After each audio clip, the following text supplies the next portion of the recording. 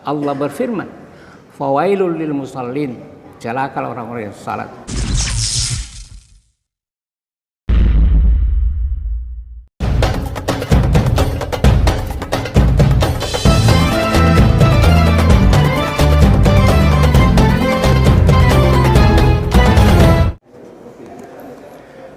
Bismillahirrahmanirrahim. Assalamualaikum warahmatullahi wabarakatuh.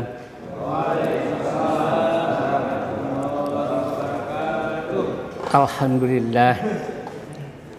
Alhamdulillahilladzi nahmaduhu wa nasta'inuhu wa nastaghfiruh wa na'udzu billahi min syururi anfusina wa min sayyiati a'malina may yahdihillahu fala mudhillalah wa may yudlil fala hadiyalah.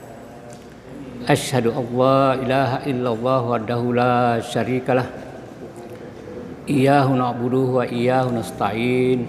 Wa asyhadu anna Muhammadan abduhu wa rasuluh.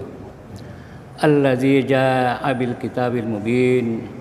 Wa nusalli wa nusallimu ala hadzal nabiyil karim Muhammadin wa ala alihi wa ashabihi wa man tabi'ahum bi ihsanin ila yaumiddin, amma ba'd.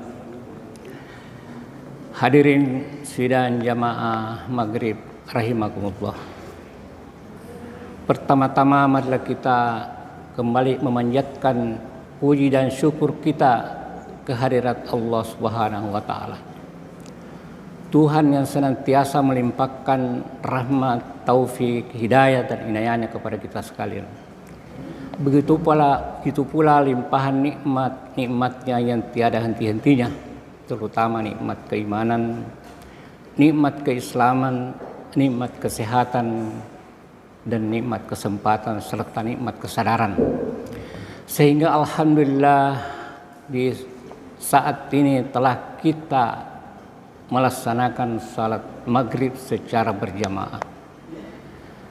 Dan insya Allah kita lanjutkan dengan istilah pengajian di antara kita sebagai bahagian daripada tanda syukur kita terhadap nikmat Allah Subhanahu wa taala, sehingga nikmat itu kita manfaatkan kepada hal-hal yang Allah ridai. Semoga dengan kegiatan seperti ini dapat kita menambah wawasan keilmuan kita terhadap ajaran Islam sebagai ajaran agama yang kita jadikan sebagai pedoman di dalam beribadah kepada Allah Subhanahu wa taala. Dan juga kita berselawat kepada junjungan kita Nabiullah Muhammad sallallahu alaihi wasallam, Nabi terakhir sebagai Nabi penutup, Nabi pembawa rahmatan lil alamin, Nabi yang telah menyampaikan kepada kita dinul Islam secara sempurna untuk menjadi tuntunan kita di dalam beribadah kepada Allah Subhanahu wa taala. Semoga keselamatan dan kesejahteraan senantiasa tercurah kepada beliau bersama keluarga, sahabat, dan seluruh pengikut-pengikutnya, dan terutama sekali yang senantiasa istiqomah di dalam melaksanakan ajaran Islam yang beliau sampaikan kepada kita sekalian. Hadirin sekalian sidang jamaah maghrib yang diridai, yang dirahmati oleh Allah Subhanahu wa taala. Pada kesempatan ini saya diberikan amanah untuk menyampaikan yang katakan pengajian di antara kita. Kami beri judul yaitu prinsip-prinsip beramal soleh. Ya. Hadirin sekalian, setiap muslim tentu saja amat mendambakan kebahagiaan, tidak hanya bahagia di dunia tapi juga di akhirat. Namun hal itu harus dicapai tidak hanya dengan doa, tapi juga harus dengan usaha yang sungguh-sungguh dalam hidup di dunia ini, yaitu dengan amal saleh yang sebanyak-banyaknya. Di dalam Al-Quran Allah berfirman, "Man amila salihan min zakari aw unsa wa huwa mu'minun falanahyannahu hayatan thayyibatan wa lanajziyannahum bi ahsani ma kanu ya'malun. Artinya, barang siapa yang mengerjakan amal saleh, baik laki-laki maupun perempuan, dalam keadaan beriman, maka sesungguhnya akan kami berikan kepadanya kehidupan yang baik di dunia, dan sesungguhnya akan kami berikan balasan kepada mereka dengan pahala yang lebih baik lagi daripada apa yang mereka kerjakan. Kemudian, manakala seseorang muslim telah beramal saleh dengan sebanyak-banyaknya, maka dia akan mendapat kesempatan untuk bisa berjumpa dengan Allah Subhanahu wa taala. Allah berfirman, "Faman kana yarju liqa'a rabbih falyamal amalan salihan wala yusyrik bi ibadati rabbih ahada." Barang siapa yang mengharap perjumpaan dengan Tuhannya, maka hendaklah ia mengerjakan amal saleh dan janganlah ia mempersekutukan seseorang pun dalam beribadah kepada Tuhannya. Karena begitu penting kedudukan amal saleh dalam kehidupan manusia di dunia dan akhirat, maka setiap kita harus berusaha jangan sampai amal yang telah kita kerjakan itu menjadi sia-sia. Tak ada nilai apa-apa di sisi Allah Subhanahu wa taala. Oleh karena itu, setiap kita harus memahami prinsip-prinsip amal saleh dan berusaha mewujudkannya dalam kehidupan ini. Hadirin sekalian, secara umum ada 5 prinsip amal saleh yang harus kita mendapat perhatian kita semua. Pertama ialah ikhlas karena Allah. Hal ini karena keikhlasan merupakan dasar dari amal seseorang muslim, dan tanpa keikhlasan itu amal apapun yang dikerjakan manusia meskipun baik dan banyak bukan amal saleh namanya, dan tidak ada nilai pahala sedikit pun dari Allah Subhanahu wa taala. Meskipun di mata manusia dia dianggap telah melakukan amal saleh yang banyak, karena itu keikhlasan dalam beramal saleh sangat ditentukan oleh Allah Subhanahu wa taala. Sebagaimana dalam firman-Nya, "Wa ma umiru illa liya'budullaha mukhlisina lahuddina hunafa'a." Padahal mereka tidak disuruh kecuali supaya menyembah Allah dengan menunaikan ketaatan kepadanya dalam menjalankan agama dengan lurus. Dengan demikian, keikhlasan yang tulus, meskipun pelaksanaan ajaran Islam itu ada yang berat, akan ringan rasanya, dan sebaliknya, bila tanpa keikhlasan, meskipun sebenarnya pelaksanaan ajaran Islam itu ada yang ringan, tapi menjadi berat rasanya. Itulah hadirin perlunya keikhlasan. Ikhlas karena Allah Subhanahu wa taala adalah merupakan prinsip pertama di dalam beramal. Karena ikhlas itu artinya memurnikan karena hanya untuk Allah Subhanahu wa taala kita berbuat. Jadi apa saja yang kita lakukan harus dengan ikhlas. Tidak boleh kita berbuat karena mau dikata, tidak boleh karena mau dilihat, tidak boleh karena sesuatu yang kita harapkan selain ikhlas. Dan itu ikhlas adalah merupakan kunci ibadah kita, keikhlasan kepada Allah Subhanahu wa taala. Oleh karena itu yang menjadi prinsip pertama di dalam beramal ialah kita harus ikhlas. Pokoknya apa saja ini berikan kita ikhlas karena Allah Subhanahu wa taala. Kemudian prinsip yang kedua ialah benar cara melaksanakannya. Ya. Ini berarti orang yang melaksanakan suatu kebaikan harus melaksanakannya dengan cara yang benar, sebagaimana yang telah dicontohkan oleh Rasulullah sallallahu alaihi wasallam. Salat misalnya tentu harus dilaksanakan sebagaimana contoh dari Rasulullah. Maka bila seseorang melakukan salat tidak sesuai dengan contoh Nabi, berarti tak ada nilai amal salehnya. Begitu juga dengan puasa, zakat, haji dan berbagai amal yang lainnya. Di dalam satu hadis Rasulullah SAW mengatakan, "Man ahdasa fi amrina haza ma laysa minhu fahuwa raddu." Barang siapa yang menimbulkan sesuatu yang baru dalam urusan agama kita yang bukan dari ajarannya, maka tertolak. Ini hadis diriwayatkan oleh hadis Bukhari, riwayat Bukhari. Di lain kalimat juga dikatakan, "Man amila amalan laisa fihi amruna fahuwa raddun."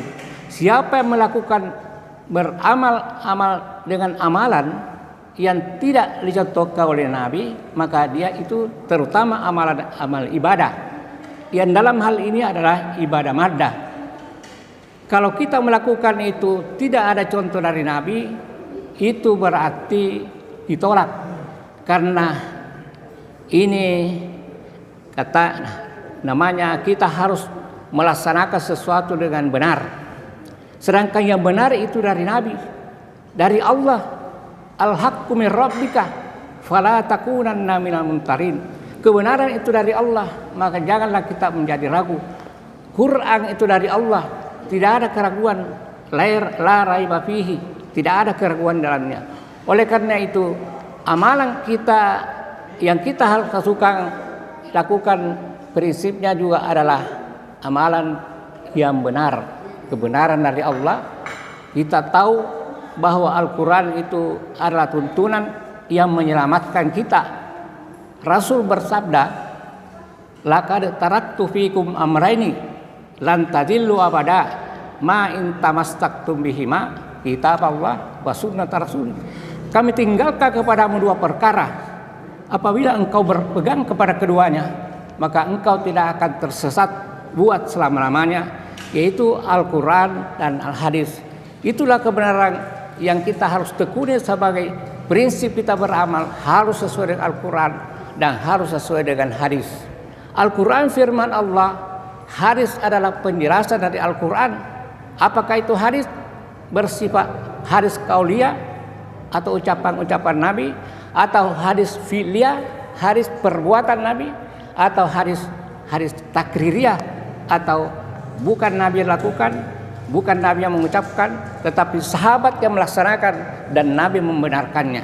Itu juga suatu sumber hukum di dalam melaksanakan kebenaran yang bersumber dari Al-Quran dan hadis. Dan inilah pedoman kita yang kita tidak akan ragu dan tidak akan membawa kita tersesat buat selama-lamanya. Ini jaminan.